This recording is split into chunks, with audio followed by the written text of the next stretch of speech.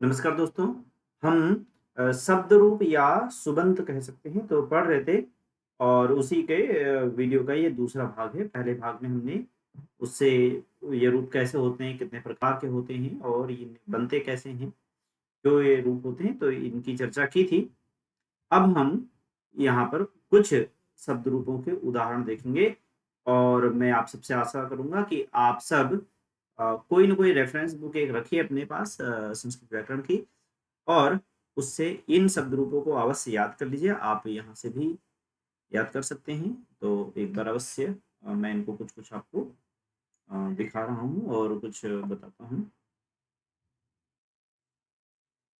तो मित्रों, सबसे पहले हमने चर्चा की थी शब्द के भेदों की। तो शब्द कितने प्रकार के होते हैं? तो शब्द जैसे 2 प्रकार के हो सकते हैं। सार्थक यानी जिसका कोई अर्थ निकलता हो और निरर्थक जिनका कोई अर्थ नहीं। जैसे जलम अर्थ है, पत्रम अर्थ है। अनिरर्थक शब्द भी होते हैं। खट-पट में पट का कोई अर्थ नहीं है। जल-वल में वल का अर्थ नहीं। ऐसे भी कई बार निरर्थक शब्द भी होते हैं जो महत्व रखते हैं। ठीक है? और इसके अलावा जो मुख्य रूप से हमने शब्द के 3 या पद के 3 भेद बताए थे, वो थे नाम, धातु और अव्यय। धातु अर्थात क्रिया और अव्यय जो अविकारी शब्द होते हैं। जो नाम और धातु होते हैं इनमें तो प्रत्यय आदि लग के इनके रूप बदलते हैं, इसलिए इनको विकारी शब्द कहेंगे। जो अव्यय होते हैं नहीं विकार रहित शब्द होते हैं जो उनको अव्यय कहा। तो इस तरह से यानी शब्द हम दो प्रकार से कह सकते हैं। ये 2 प्रकार के होते हैं। अब आते हैं नाम। हम धातु की चर्चा धातु रूपों के साथ या क्रिया के साथ करेंगे। क्रिया विचार के साथ करेंगे और अव्यय का की चर्चा भी हम आगे के अध्यायों में करेंगे। इस अध्याय में आज हम नाम अर्थात जो संज्ञा है या प्रातिपदिक है या सुबंत है हम उसकी चर्चा कर रहे हैं। तो नाम कितने प्रकार के होते हैं? तो नाम हम संज्ञा हो सकता है, सर्वनाम भी हम उसकी जगह प्रयोग कर सकते हैं। नाम अर्थात प्रातिपदिक। तो संज्ञा हो सकती है, सर्वनाम हो सकता है, विशेषण हो सकता है। तो यहाँ पर इन चीजों को देखा जाएगा। संज्ञा, सर्वनाम, विशेषण के शब्द रूप आदि हम देखेंगे। ये किस तरह से बन सकते हैं? ये सीधे रूढ़ अर्थ से बने हुए व्युत्पन्न या अव्युत्पन्न अर्थात 2 प्रकार से हो सकते हैं। व्युत्पन्न अर्थात जो कृत या तद्धित या समासों के द्वारा बने हुए शब्द हों। अन्यथा कुछ ऐसे शब्द जो स्वयं ही अपना अर्थ बताते हों, ऐसे शब्द होते हैं। तो जो जिनको कि बनाए मतलब किसी तरह सर्वनाम या कृत तद्धित अथवा समास के अलावा नहीं किसी भी तरह से बनाया गया है और वो किसी कोई अर्थ रखते हैं, ऐसे शब्द जो हैं अधातु और अप्रत्यय शब्द होंगे यानी अर्थात प्रातिपदिक होंगे, उनको यहाँ पर नाम संज्ञा दी गई। उनको संज्ञा या सर्वनाम या विशेषण या संज्ञा दी गई है, उनको ये कहा जाएगा। अर्थात आप मुझे लगता है शायद थोड़ा लैंग्वेज डिफिकल्ट हो गई, दोबारा एक्सप्लेन करता हूँ क्या है। नाम क्या होगा? यहाँ पर नाम में हम 3 तरह की चीजें होंगी, संज्ञा, सर्वनाम, विशेषण। संज्ञा क्या होता है? किसी व्यक्ति, वस्तु या स्थान के नाम को संज्ञा कहते हैं, ठीक है? और सर्वनाम क्या होता है? नाम के स्थान पर प्रयोग किया जाने वाला शब्द जैसे यह, वह, मैं, तुम आदि, ठीक है? और विशेषण क्या होता है? जो किसी का विशेषता बताता है लेकिन वो उसका वाचक हो जाता है। जैसे काला, सफेद, कड़वा, योग्य, मूर्ख आदि आदि। तो ये विशेषण हो गया। अब ये नाम आए कहाँ से? ठीक है, तो ये नाम रखे कैसे गए? तो ये प्रातिपदिकों से नाम रखे जाते हैं। वो ये 2 तरह से हो सकते हैं। ये या तो स्वयं अपना अर्थ लेकर के प्रकट हुए हों, जैसे यहाँ पर एक लता शब्द है। तो लता शब्द पहले से ही उसमें है, क्या नाम है, परिचय में है कि ये लता शब्द कैसे बना। तो जो लटकती हुई बेल होगी उसको लता कहेंगे। किसी ने पूर्वजों ने किसी ने कहा होगा तो उसने इसका ना ये लता नाम रख दिया, तो ये लता नाम उसका रख दिया गया। तो ये अव्युत्पन्न शब्द है, यानी ये बनाया नहीं गया। अव्युत्पन्न अर्थात बनाया जाना और व्युत्पन्न अर्थात जो व्युत्पन्न अर्थात बनाया जाना और अव्युत्पन्न अर्थात जो पहले से ही है। ठीक है, तो दोनों में ही ये प्रातिपदिक हो गया और दोनों के ही सबके ही रूप चलेंगे, नहीं उनमें कोई भेद नहीं है। सिर्फ व्युत्पन्न और व्युत्पन्न 2 प्रकार के यानी बने हुए वो कृत तद्धित या समास इस प्रकार से बने हैं अथवा वो स्वयं ही अपना अर्थ। जैसे राम शब्द है, जब एक व्यक्ति का वाचक है तो उसका कोई अर्थ देख करके नाम नहीं रखा गया, ठीक है। तो जब वो व्यक्ति का वाचक है तब वो क्या है, अव्युत्पन्न राम, यानी स्वयं ही प्राकृतिक रूप से उसका नाम रख दिया गया, रूढ़ अर्थ में रख दिया गया, उसका नाम हो गया है राम, ठीक है। अब लेकिन जैसे ब्रह्म राम को या परमेश्वर राम को जब हम याद करें तो उसका अर्थ क्या है, रमन्ते योगिनः यस्मिन, जिसमें योगी लोग रमण करते हैं उसको राम कहेंगे।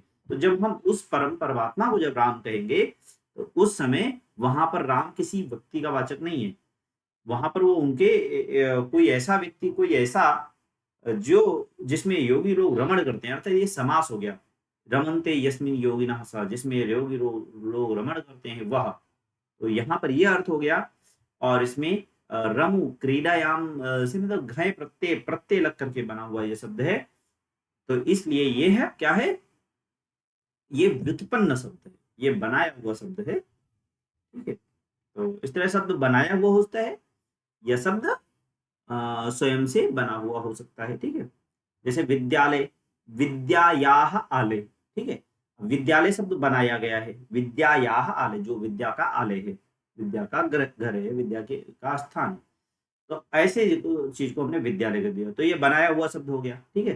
लेकिन विद्या शब्द ये बनाया हुआ शब्द नहीं, विद्या शब्द ये भी बनाया हुआ है, विद ज्ञान धातु से बना हुआ शब्द है, तो इसलिए ये भी ज्ञान, ये भी बना हुआ शब्द है।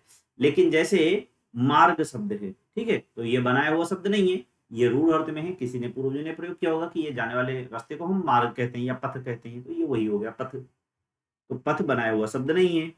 इस तरह से चलते हैं रूप, ठीक है। हम आगे बढ़ते हैं, आशा करता हूँ समझ होंगे। संज्ञा किसे कहते हैं, तो संज्ञा जानते हैं, व्यक्ति और स्थान के नाम को संज्ञा कहते हैं, सर्वनाम संज्ञा के स्थान पर प्रयुक्त होने वाले शब्दों को कहा जाता है, संज्ञा के स्थान पर प्रयोग किए जाने वाले शब्दों को सर्वनाम कहते हैं।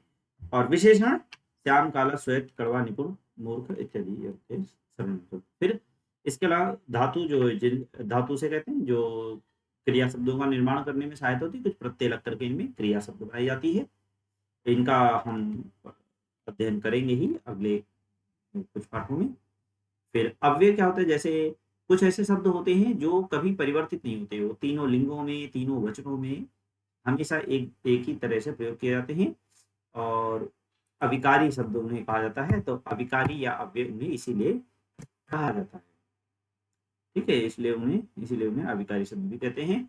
और जैसे कि च मतलब नहीं, च मतलब और, न मतलब नहीं, एव मतलब ही, अद्य मतलब आज, ठीक है, यथा मतलब जैसे, यदा मतलब जब, तदा, अत्र, तत्र, पुत्र आदि आदि शब्द जो है ये अव्यय शब्द होते हैं, ठीक है। तो ये शब्दों के भेद हमने यहाँ देख लिए हैं। अब हम चलते हैं दूसरे, आगे बढ़ते हैं, अब शब्द रूपों पर आते हैं। तो शब्द रूप के हमने बताए थे कि कितने प्रकार के भेद होते हैं, ठीक है। एक बार इसको भी रिवाइज कर लेते हैं।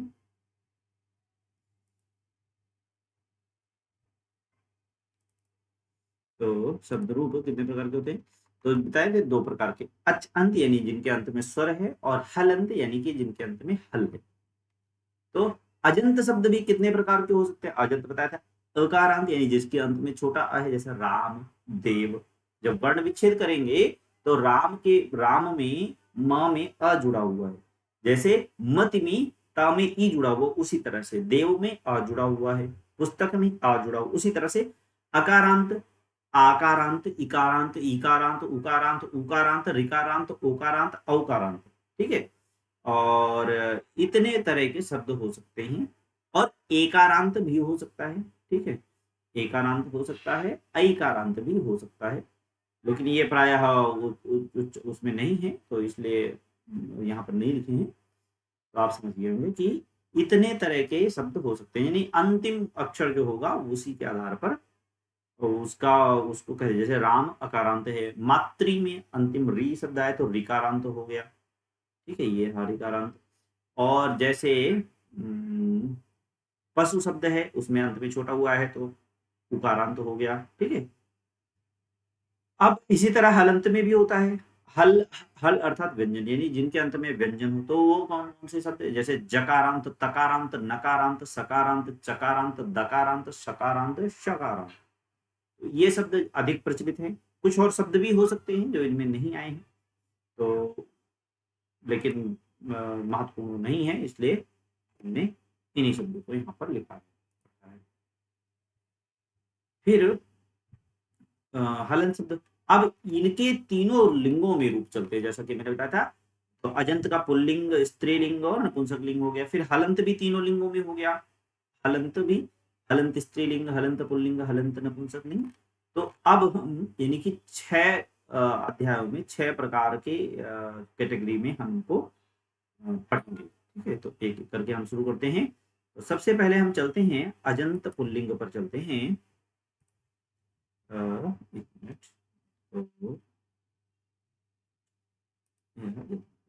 तो अजंत पुल्लिंग पर चलते हैं, इसको ध्यान से समझिए, तो बाकी सब धीरे धीरे और आसानी से समझ आते रहेंगे। तो ये वाचक के, तो एक वचन, एक का वाचक, द्विवचन, दो का वाचक, और तीन बहुवचन जो है वो 2 से अधिक का वाचक होता है। इसी तरह 7 विभक्तियां होती हैं।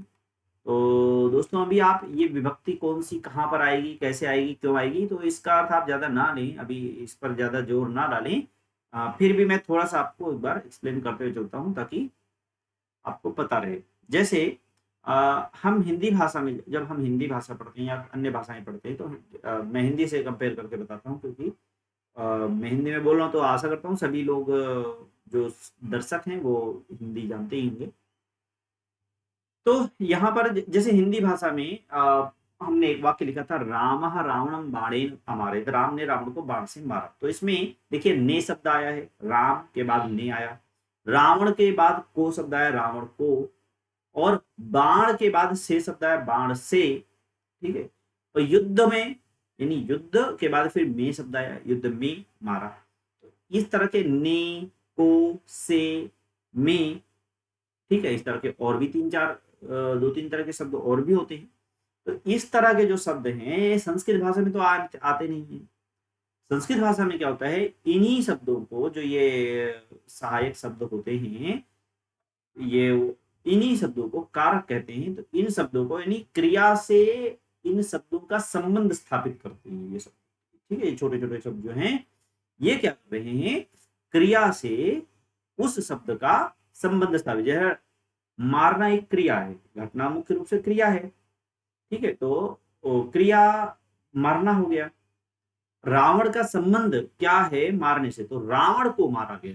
ठीक है, तो रावण का को के साथ संबंध है, कर्म के साथ संबंध है, रावण यहाँ पर कर्म है। ठीक है, अब कारक में हम इसको, कारक में और विभक्ति में इसको बहुत अच्छे से एक्सप्लेन करेंगे, तो इसलिए अभी इसको हम ज्यादा डिटेल में नहीं लेते हैं। फिर भी आप बस समझिए कि ने शब्द जहां आना होता है, ने का अर्थ आना होता है, वहां पर प्रथमा विभक्ति लगाते हैं।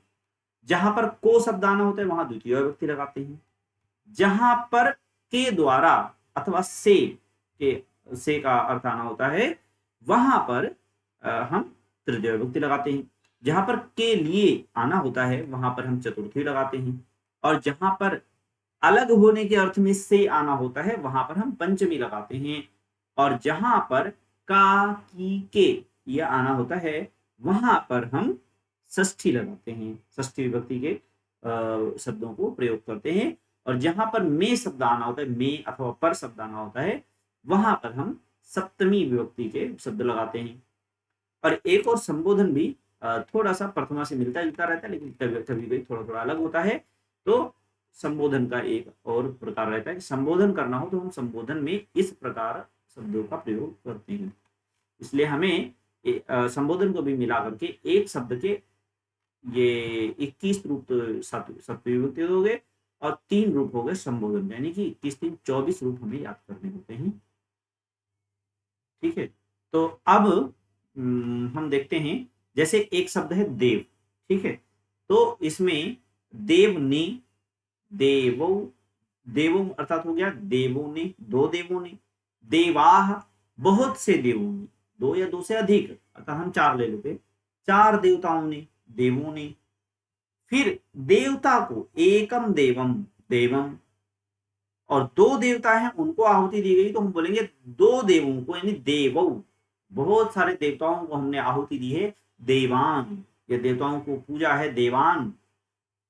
ठीक है, फिर हो गया देवेन, देवता के द्वारा, मुझे यह किसके द्वारा प्रदान किया गया, तो देवता के द्वारा, देवेन प्रदत्तम, देवाभ्याम, दो देवताओं के द्वारा दिया गया है, और देवई, सभी देवों के द्वारा ये प्राप्त हुआ है। फिर है देवाय, देवता के लिए, देवाभ्याम, दो देवों के लिए, देवेभ्य, दो से अधिक देवताओं के लिए।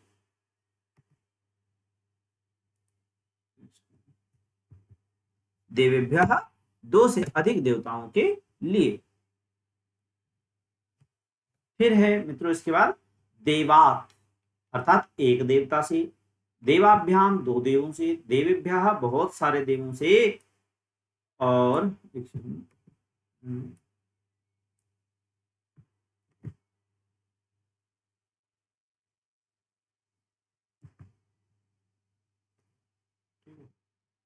बहुत से देवों से, और उसके बाद देवेभ्य, बहुत से देवों से, देवस्य, एक देवता का, देवयोः, दो देवताओं का, देवा नाम, बहुत से देवताओं का, सब देवताओं का, देवे, एक देवता में या एक देवता पर, देवयोः, दो देवताओं में अथवा दो देवताओं पर, देवेशु, यानी बहुत से देवताओं पर, सभी देवताओं पर, अथवा सभी देवताओं में, तो में अथवा पर की स्थिति में सप्तमी विधि रहते। हे देव, अगर हमें एक देवता को बुलाना तो कहते हैं हे देव, दो देवताओं को बुलाना तो हे देव, हे देवो, और बहुत सारे देवताओं को बुलाना हो तो हम बोलेंगे हे देवाः।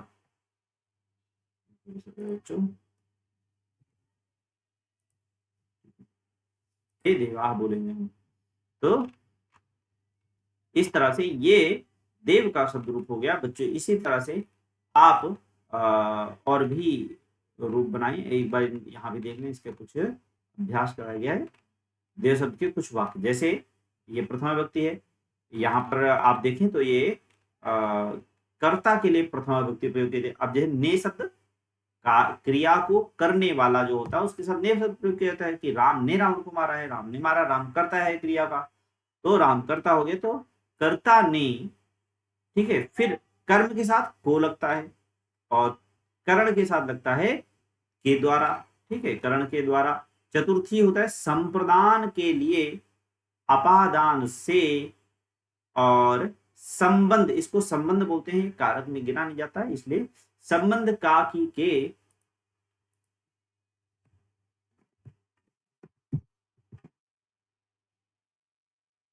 संबंध का की के, और अधिकरण में, और संबोधन हे, हरे आदि शब्द लगाए जाते हैं। तो इनका आप यहाँ पर देखें, वाक्यों में प्रयोग देख लीजिए। एक देव भक्त की रक्षा करता है, देवः भक्तम रक्षति। फिर दो देवों ने भक्त का रक्षण करते हैं, दो देवता, देवो भक्तम रक्षतः। फिर है देवाः भक्तम रक्षन्ति, बहुत सारे देवता रक्षा करते हैं। इसी तरह सह देवम नमति, सह, फिर सॉरी, तो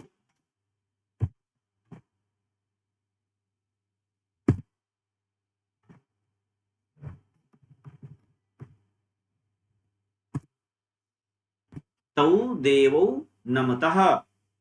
ठीक है, उन दोनों देवों को नमस्कार है, दोनों देवताओं को नमस्कार है।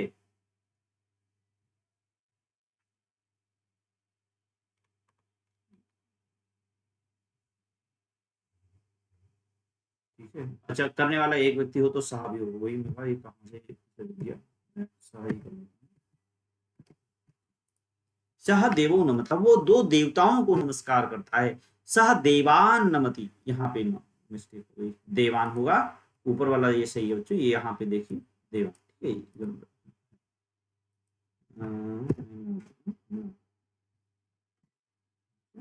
सह देवान नमति, वह देवताओं को नमस्कार करता है, बहुत से देवताओं।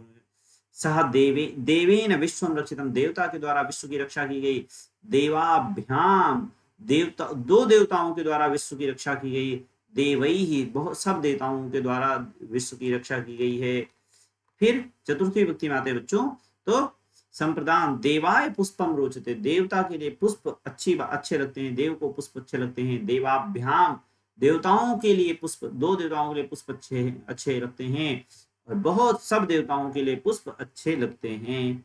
इसी तरह देवाद नास्ति कोपि श्रेष्ठ, देव से बड़ा कोई नहीं है, और बहुत से, दो देवताओं से बड़ा कोई नहीं है, सभी देवताओं से बड़ा कोई नहीं है। देवस्यत्र निवास, देवताओं का, देवता का यहाँ पर निवास है, दो देवताओं का यहाँ निवास है, और देवा नामत्र निवास, बहुत सारे देवताओं का यहाँ निवास है। इसलिए देवे मम विश्वास, देवता में मेरा विश्वास है, दो देवताओं में मेरा विश्वास है, और देवेशु मम विश्वास, बहुत सभी देवताओं में मेरा विश्वास है। तो इस तरह से मित्रों यहाँ पर इसकी रचना होती है। इसी प्रकार कुछ और भी शब्द होंगे जिनका शब्द रूप इसी प्रकार बनेगा, जैसे जिनके अंत में यहाँ पर देखिए जिस तरह देव शब्द की रचना किस प्रकार से हुई है, तो यहाँ पर देखिए अंतिम अक्षर जो है वो अ है। इसको अगर आप वर्ण विच्छेद करेंगे तो द हलंत ए वा हलंत अ, तो अंत में जिसके ह्रस्व आ आएगा, ऐसे सभी शब्द प्रायः पुल्लिंग वाले इसी की तरह बनेंगे। बालकः इसी तरह बनेगा, नर का इसी तरह बनेगा, कपोत का इसी तरह बनेगा, शिक्षक का इसी तरह बनेगा, रजक का इसी तरह बनेगा, चंद्र का बनेगा, कुक्कुर का बनेगा, घट का बनेगा, नायक का बनेगा, राम का बनेगा, अश्व का बनेगा, मृग का बनेगा, नृप का बनेगा। ठीक है, आप एक को पढ़िए, एक को याद कर लीजिए, उसके बाद बाकी सभी का अभ्यास इसी प्रकार कर लीजिए। कितनी आसान बात है। ठीक है, फिर हम आगे चलते हैं। ये अकारांत हो गया जो अभी हमने देखा, ये अकारांत, क्योंकि ये सब क्या थे, ह्रस्व आ से बन रहे थे, इसलिए इनको अकारांत नाम दिया गया है। ठीक है, इनको इसलिए इनको क्या नाम दिया गया, अकारांत नाम दिया गया है। अब फिर हम देखते हैं, अब आकारांत देख लेते हैं। ठीक है, तो आकारांत में जैसे ये बलदा, ठीक है, बलदा इंद्र को कहते हैं। ठीक है, तो बलदा इंद्र को कहते हैं। और बलदा का शब्द रूप किस तरह बनेगा, बल, ये थोड़ा अलग तरीके से बनेगा। जैसे मैंने कहा था, अब वो ह्रस्व आ है, उसमें जू उ जुड़ा, सु जुड़ेगा, तो ये बनेगा, बाकियों में अलग हो सकता है, तो इसमें थोड़ा सा अलग हो सकता है। तो बलदाह, बलदौ, बलदाह, बलदाम, बलदौ, बलदह, बलदा, बलदाभ्याम, बलदाभिः, बलदे, बलदाभ्याम, बलदाभ्यः, बलदः, बलदाभ्याम, बलदाभ्यः, बलदः, बलदोः, बलदाम, बलदा, बलद, सॉरी, बलदी, ये छोटी इधर आ गया,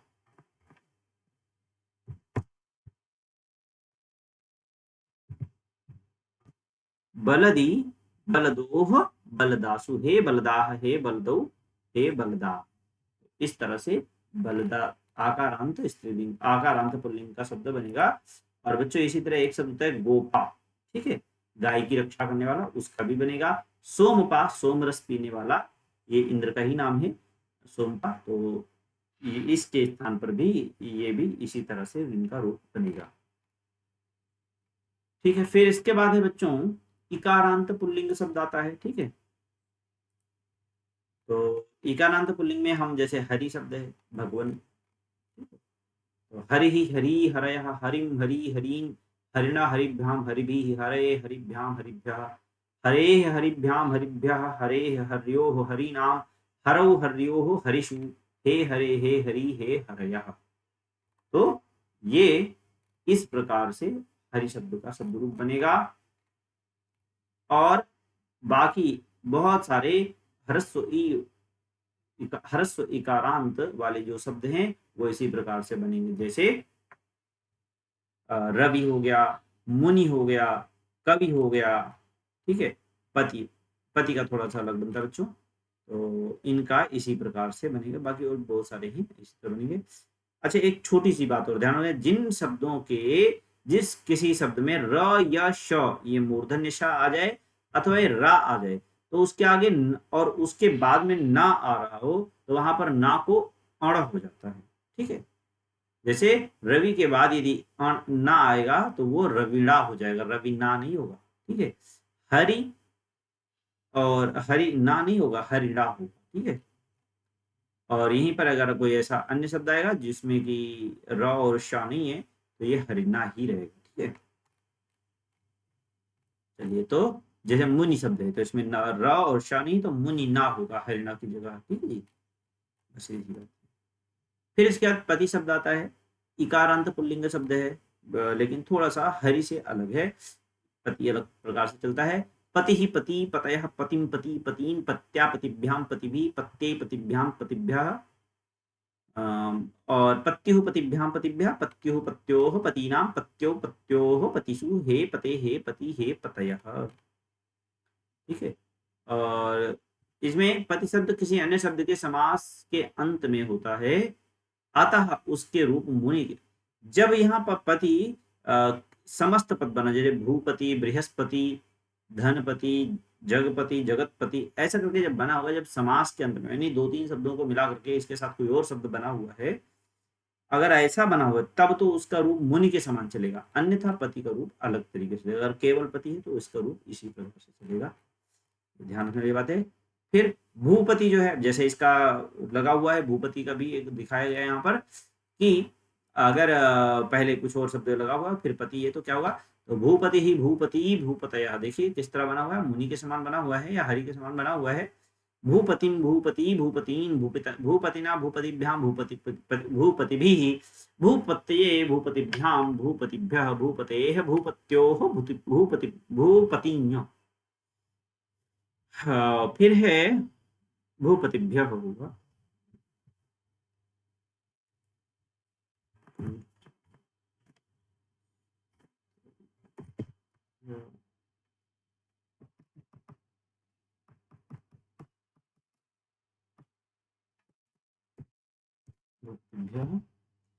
भूपतेः भूपत्योः भूपतीनां भूपतौ भूपत्योः भूपतिषु, हे भूपते हे भूपति हे भूपतयः। गृहपति, लोकपति, सुरपति, गजपति, अधिपति, गणपति, पृथ्वीपति, महीपति, जगतपति, ये इसी प्रकार से बनेंगे। फिर इस पर बच्चों हम कुछ और भी इकारांत शब्द, एक सच शब्द होता है, इकारांत है, पुल्लिंग है, ठीक है। तो इसको देखते हैं क्या होता है, मित्र या सखा। तो सहेली भी इसका रूप है, तो क्या होगा, सखा सखायु सखायः सखा, ये लेकिन पुल्लिंग है। सखा सखायु सखायः सखायं सखायो सखीन, सखीन होगा।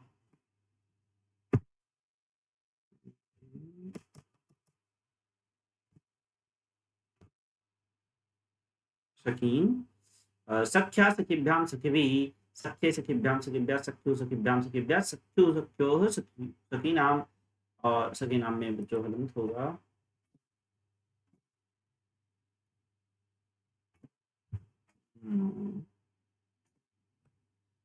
और फिर है, ये होगा सख्यो सख्यो सख्योः सखिषु, हे सखी हे सखे हे सख्यो हे सखायो हे सखायः।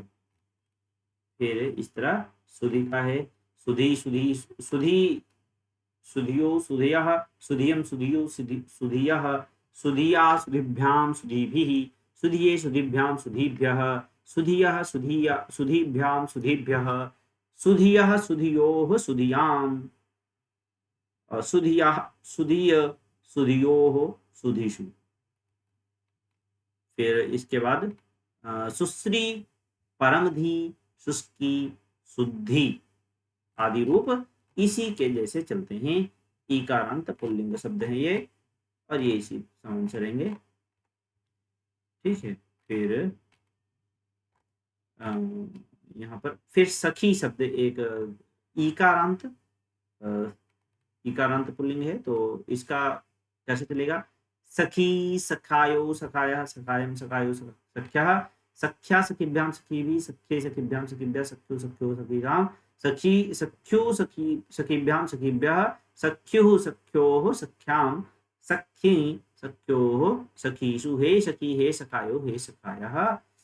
फिर उकारांत पुल्लिंग बच्चों इस तरह से चलेगा, देख लें इसका, शिशु शिशु शिशुआ शिशु शिशु शिशून, शिशुना शिशुभ्यां शिशुभिः, शिशुवे शिशुभ्यां शिशुभ्यः, शिशोः शिशुभ्यां शिशुभ्यः, शिशोः शिशोः शिशुना। मित्रों, अगर मैं ये पूरा इस तरह बताऊंगा तो बहुत ही मतलब मे बी बोरिंग भी हो, और आपको इस तरह पढ़ के याद तो होगा नहीं। ठीक है, तो इसलिए मैं आपको जस्ट एक बार मैं दिखा देता हूँ, तो ये आपको सब याद करने चाहिए। ठीक है, इसी प्रकार जैसे भानु, साधु, गुरु, विष्णु, रिपु, पशु, तरु, सिंधु, इक्षु, पशु, परशु, बंधु, इंदु, ये सारे आपको याद करने चाहिए। ठीक है, फिर स्वयं ये याद करेंगे, बाकी सब एक जैसा चलेगा। फिर आते हैं स्वयंभू, जैसे ब्रह्मा को कहा जाता है, उकारांत पुल्लिंग शब्द है स्वयंभू शब्द। ठीक है, तो इसका कैसे बनेगा? तो इसका स्वयंभू, स्वयंभुवः, स्वयंभुव, स्वयंभुवः, स्वयंभुवं, स्वयंभुव, स्वयंभुवः, स्वयंभुवा, स्वयंभुभ्यां, स्वयंभूभिः, स्वयंभुवे, स्वयंभुभ्यां, स्वयंभुभ्यः, स्वयंभुवः, स्वयंभुभ्यां, स्वयंभुभ्यः, स्वयंभुवः, स्वयंभुवो, स्वयंभुवां, स्वयंभूयि, स्वयंभुवोः, स्वयंभुषु। हे स्वयंभू, हे स्वयंभुवो, हे स्वयंभुवः। तो इस प्रकार से प्रतिभू शब्द एक है, उसको भी प्रतिभू जमात देने वाला, गारंटी देने वाला, तो उसका रूप भी इस प्रकार चलेगा बच्चों। फिर रिकारांत पुल्लिंग शब्द जो होता है, जैसे कर्तरी शब्द हो गया। ठीक है, तो उसका रूप यहाँ इस तरह से चलेगा। ठीक है, ये गलत लिखा बच्चों, उसको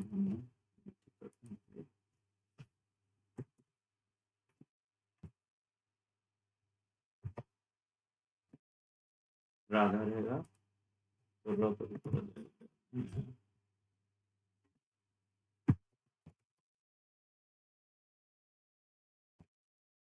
कर्ता, कर्तारो, कर्तारा, कर्तारम, कर्तारो, कर्तृन, कर्त्रा, कर्तृभ्यां, कर्तृभिः, कर्त्रे, कर्तृभ्यां, कर्तृभ्यः, कर्तु, कर्तृभ्यां, कर्तृभ्यः, कर्तु, कर्त्रोः, कर्तॄणां, कर्तरि, कर्त्रोः, कर्तृषु, हे कर्तरि, हे कर्ता, हे कर्तो, हे कर्तारः। फिर पितृका थोड़ा सा अलग है, पितृका कर्तृ से दोनों पुल्लिंग है, दोनों ऋकारांत है, लेकिन फिर थोड़ा करके भातृ, गंत्री, हंत्री, धात्री, भर्तृ, भातृ, भर्तृ मतलब स्वामी, और भ्रातृ मतलब भाई, ध्यान रखना। नेत्री मतलब नेता, ले जाने वाला, और नप्त्री मतलब पोता।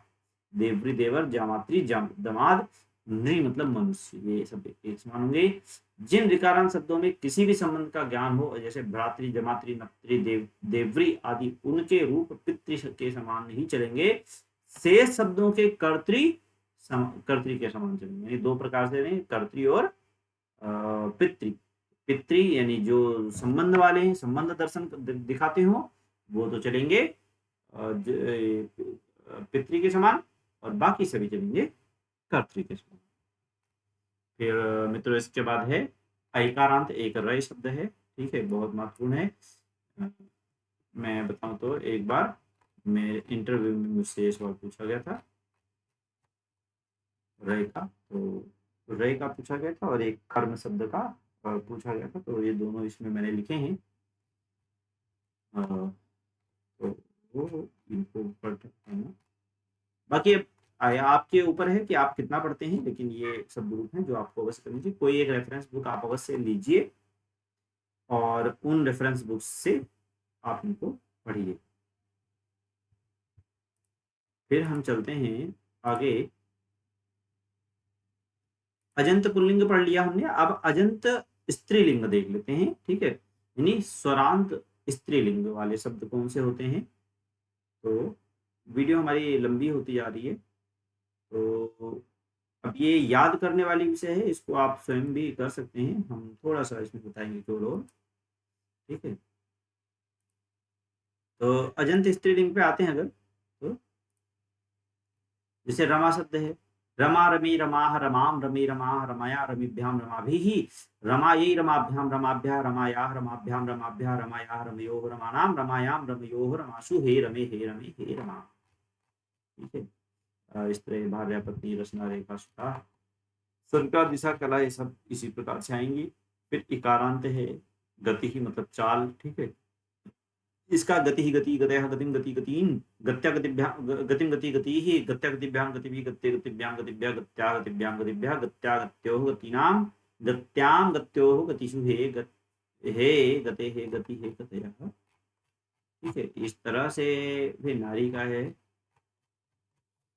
ठीक है, और धेनु का है, वधु का है, ये जो 6 प्रकार है, 6 में आप करीब 4-4 या 5-5 करके हैं, 3-4 3-4, इनको ध्यान कर लिए तो आपको कभी भी शब्द रूप में कभी नहीं अटकना पड़ेगा। 6 पंचे 30 करते हैं, कुछ ज़्यादा नहीं है ये। ठीक है, तो फिर ये अजंत स्त्रीलिंग के बाद फिर हम अजंत नपुंसक लिंग को देख लेते हैं कि अजंत नपुंसक लिंग में क्या है। तो अजंत नपुंसक लिंग पे आते हैं तो देखें, जैसे पुस्तक शब्द है, अंत में ह्रस्व आ है, तो ये जैसे पुस्तकम पुस्तके पुस्तकानि पुस्तकम पुस्तके पुस्तकानि पुस्तके पुस्तकेन पुस्तकाभ्याम पुस्तकै पुस्तकाय पुस्तकाभ्याम पुस्तकेभ्य पुस्तके, ये आई नहीं है, थोड़ी मिस्टेक हो गई है। ये पुस्तकेभ्य पुस्तका पुस्तकाभ्याम पुस्तकेभ्यः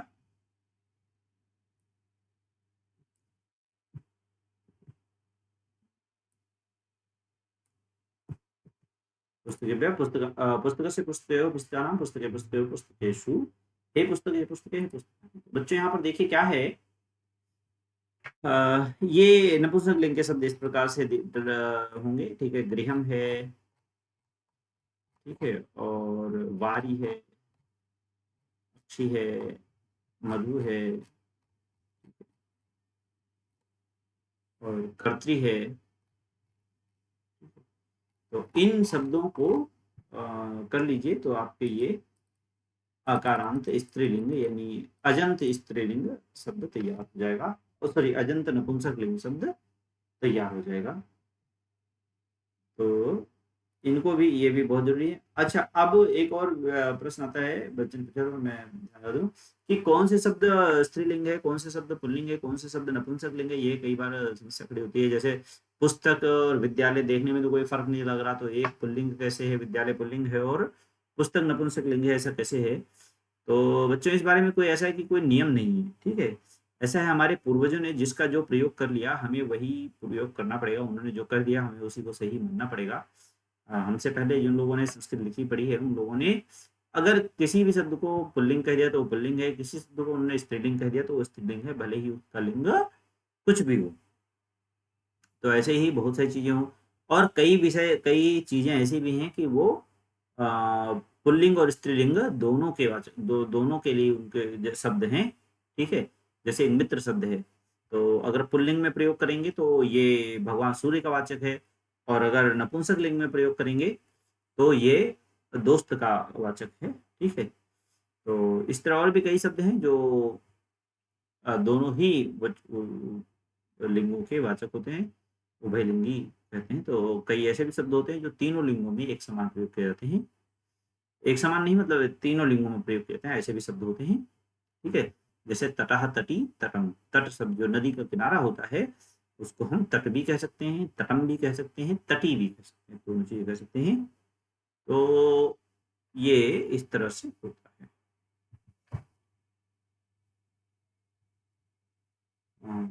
हम आते हैं अब अजंत नपुंसक लिंग देख लेते हैं।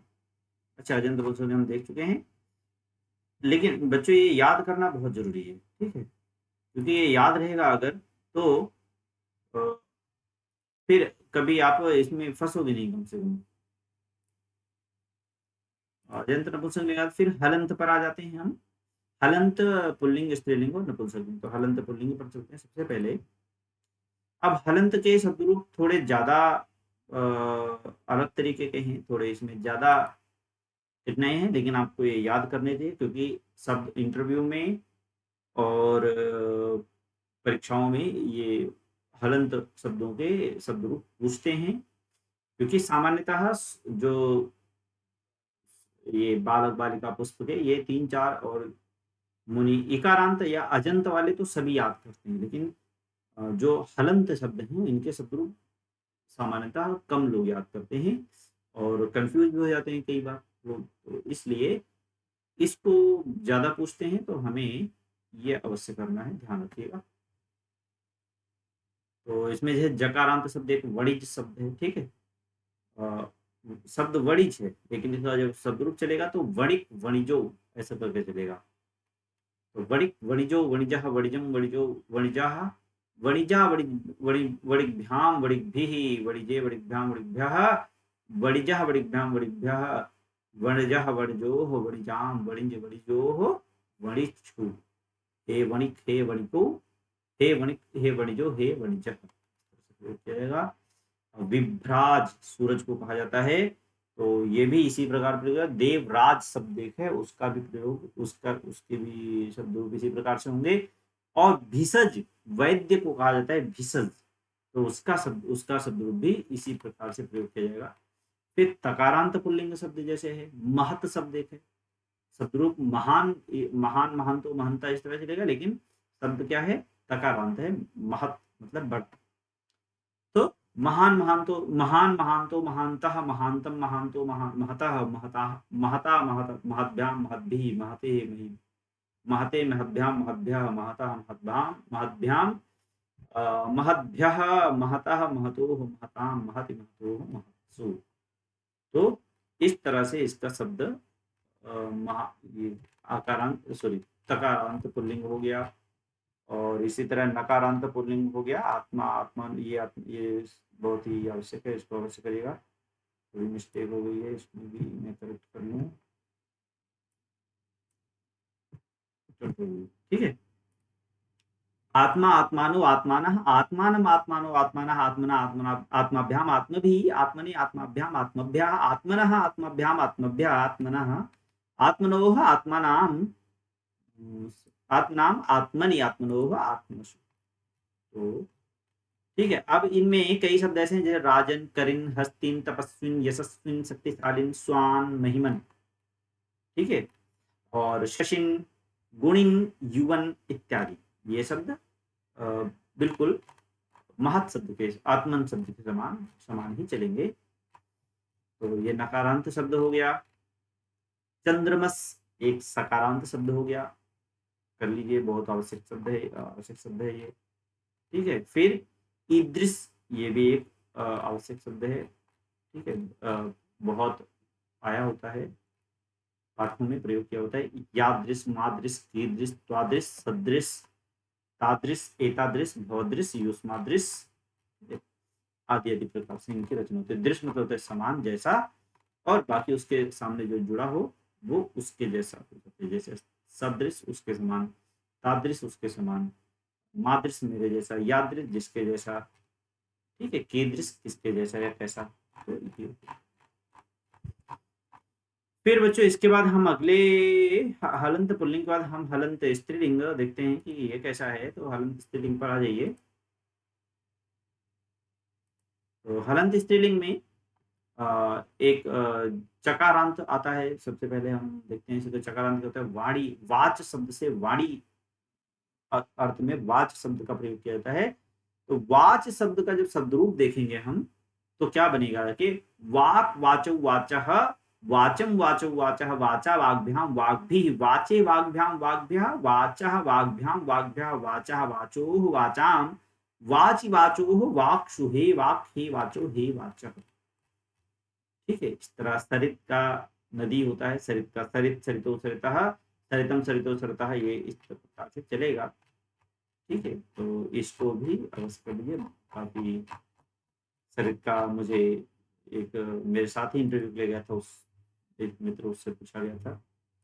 तो हलंत स्त्रीलिंग के बाद फिर हम अंतिम एक वो है हलंत नपुंसक लिंग, ठीक है। तो हलंत नपुंसक लिंग का देख लेते हैं कि ये किस प्रकार से होता है। तो इसमें बच्चों एक कर्मन शब्द है, ठीक है। तो इसका कर्म शब्द होता है नकारांत, इस वास्तव मूल शब्द होता है कर्मन, तो नकारांत ये होता है। और ये शब्द रूप मुझसे भी पूछा गया था एक बार केंद्रीय विद्यालय के इंटरव्यू में, तो उसमें मैं नहीं, ये मुझे ध्यान था उस समय, कुछ गड़बड़ कर गया था यहाँ पे दो तीन एक दो में, तो वहीं पर दिक्कत हुई थी, मैं रुक गया था। कर तो आप लोग जरूर कर लीजिए इसको याद। कर्म कर्मणि कर्माणि, कर्म कर्मणि जो हम गीता में एक श्लोक पढ़ते हैं ना, कर्मण्येवाधिकारस्ते, तो वहां पे सप्तमी एक वचन ना कर्मणि, मुझे ये ध्यान आया था कि कर्मणि, मैंने ये पढ़ा नहीं था पहले, तो कर्मणि शब्द ये है। तो इस तरह से, और फिर एक दो शब्द और कुछ पढ़े हुए थे, कुछ ध्यान आए, तो फिर मैंने कुछ बताने की कोशिश की लेकिन फिर कुछ गलतियां भी निकली। कर्म कर्मणि कर्माणि, कर्म कर्मणि कर्माणि, कर्मणा कर्मा कर्मणा कर्माभ्याम कर्मभिः कर्मणे कर्मणा कर्माभ्याम कर्मभ्यः कर्मणः कर्मभ्याम कर्मभ्यः, और कर्मणः कर्मणोः कर्मणाम कर्मणि कर्मणोः कर्मसु। एक और शब्द गीता में आता है, कर्मसु योगः कर्मसु कौशलम आता है। तो कर्म शब्द है, फिर इसलिए मनस एक मन शब्द का होता है, मनः मनसी मनांसी, मनः मनसी मनांसी, ऐसा कुछ आता है। तो ये भी। फिर इस तरह वचस मतलब वचन, वयस मतलब आयु, पयस मतलब जल, नभस मतलब आकाश, तमस मतलब अंधकार, तपस मतलब तपस्या, रजस मतलब धूलि, और सरस मतलब तालाब। तो इन शब्दों का शब्द बहुत इंपॉर्टेंट है। फिर शकारांत ये भी आता है। तो शकारांत में क्या है, जैसे धनुष शब्द आता है, धनुष का पर्यायवाची धनुष का अर्थ है, धनुष इसका अर्थ है।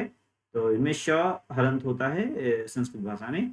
इसका शब्द रूप जो चलेगा वो अलग तरीके, उनमें श गायब हो जाता है, उसमें होता है धनु धनुषी धनुषी, धनु धनुषी धनुषी, धनुषा धनुष, धनुर्भ्याम धनुर्भि, धनुषे धनुर्भ्याम धनुर्भ्यः, धनुषा धनुर्भ्याम धनुर्भ्यः, धनुषा धनुषोः धनुषाम धनुषि धनुषोः, धनुषु धनुषु या धनुषु। ठीक है। तो बच्चों ये शब्द रूप जो है ये याद करने का ये आवश्यकता इसलिए होती है कि अगर आपको ये शब्द रूप आपने याद की, तो इसके बाद अगर आपको कुछ भी अपठित गद्यांश आता है, पठित गद्यांश आता है, या इस तरह की कुछ चीजें अगर आती हैं, या कुछ नए शब्द आते हैं जो आपने नहीं पहचाने हुए हैं, तो अगर आपने यहाँ पर ये शब्द रूप याद करके, तो वो शब्द आप कम से कम पहचान सकोगे कि ये कौन सा शब्द है। अदरवाइज पहचान सकोगे तो फिर उसका कुछ अर्थ भी निकाल सकते हो, उसको कुछ उसमें कर भी सकते हो। तो इसलिए ये शब्द रूपों को याद करना बहुत जरूरी होता है। अगर शब्द रूप आपने नहीं सुने तो कई बार आप उस शब्द को सुन करके कंफ्यूज हो कि ये शब्द है क्या। ठीक है।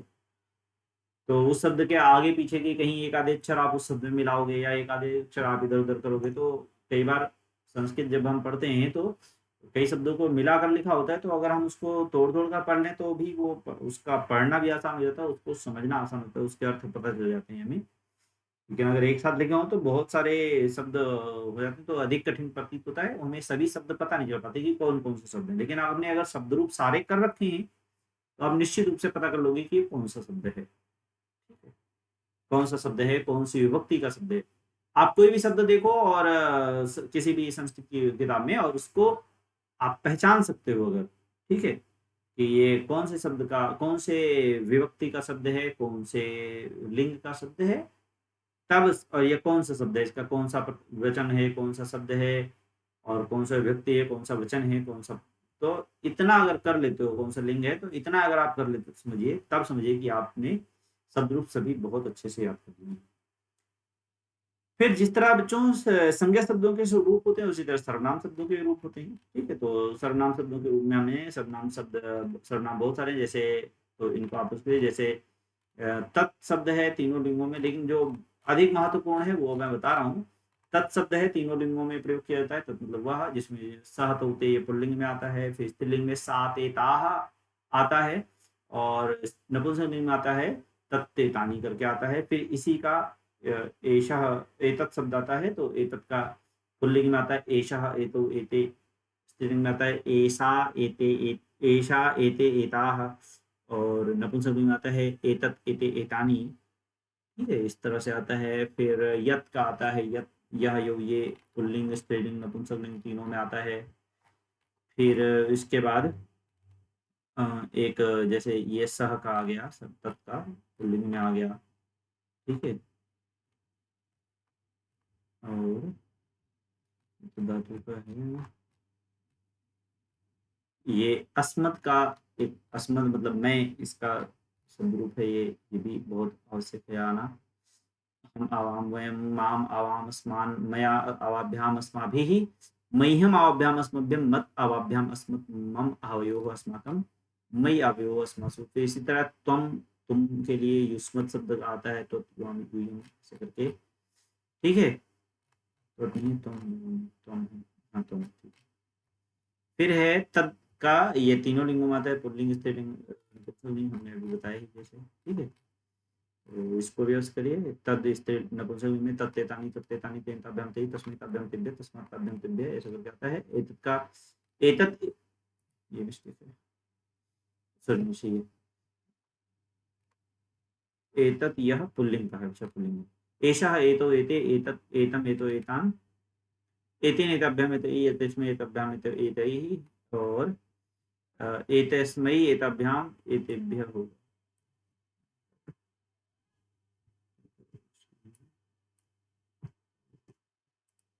एतस्मै एताभ्याम एतेभ्यः एतस्मात् एताभ्याम एतेभ्यः एतस्य एतयोः एतेषाम् एतस्मिन् एतयोः एतेषु।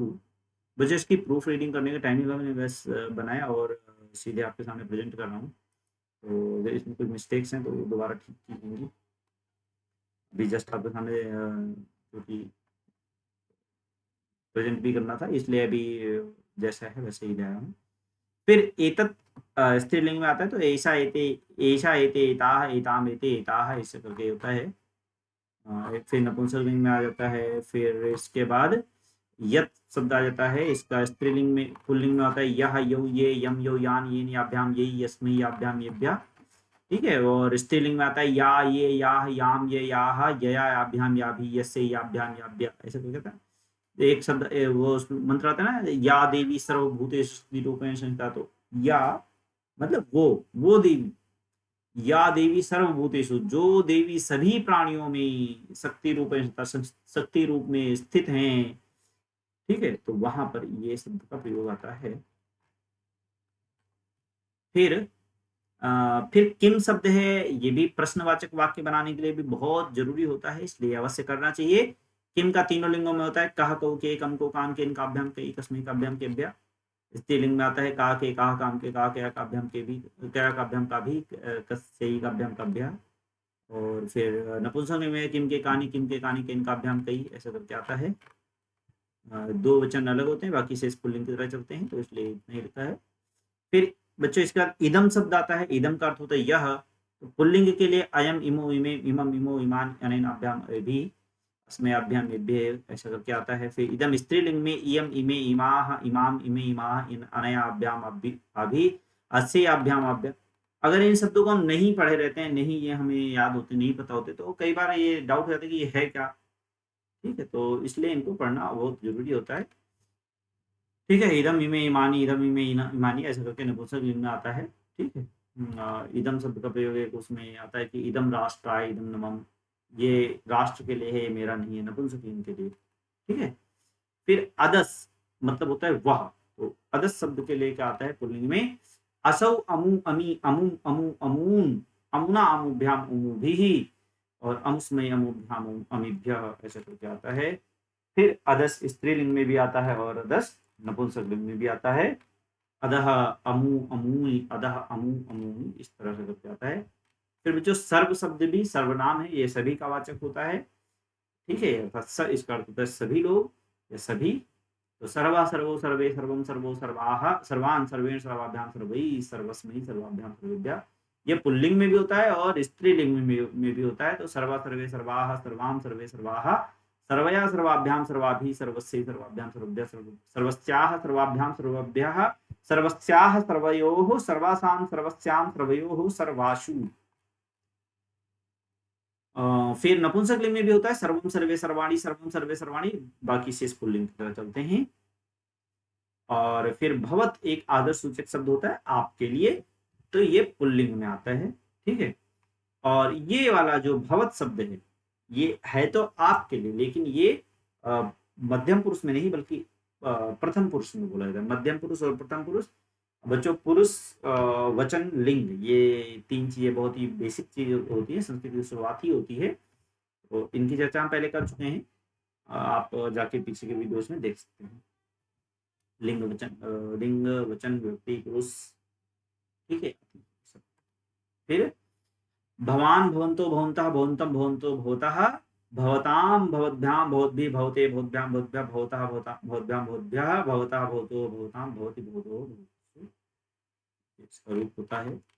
और ये पुल्लिंग में भी होता है, स्त्रीलिंग में भी होता है, ठीक है। स्त्रीलिंग में भवति भवत्यो भवत्यः भवती भवत और भवतीं भवत्यो भवत्यः और भवत्या भवत्या, भवतीभ्याम, भवतीभिः, सॉरी भवतीभिः और भवते, भवत्यवम, भवतीभ्यः, भवत्याः, भवतीभ्यां, भवतीभ्यः, भवत्याः, भवत्योः, भवत्या, भवतीनां, भवत्यां, भवत्योः, भवतीषु।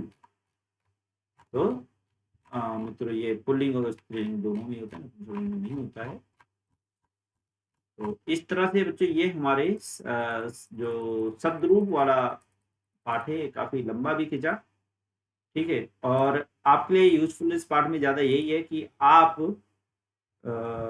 इसको पूरे को अच्छे से पढ़ लें, समझ लें, ठीक है, और इसको याद कर लें, ठीक है। शब्द रूप याद करना आपके लिए बहुत जरूरी है। शब्द याद होंगे, फिर हम आगे के पाठ में क्रिया पर देखेंगे, क्रिया शब्दों को देखेंगे, और क्रिया शब्दों को देखने के बाद फिर हम वाक्य रचना पर आएंगे, और फिर कारक देख लेंगे।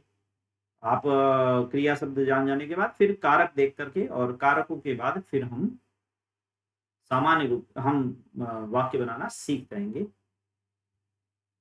और कल के बाद से हम जो वीडियो डालेंगे उनके लिए हम आपके लिए टेस्ट पेपर रखेंगे, जो अभी सीटेट में पेपर देने जा रहे हैं उन बच्चों के लिए वो लाभकारी हो, ठीक है। जैसे सेकंड पेपर या फर्स्ट पेपर के रूप में, लैंग्वेज रूप में यूनिवर्सिटी संस्कृत रखी है, और उनके लिए ये यूजफुल होगा।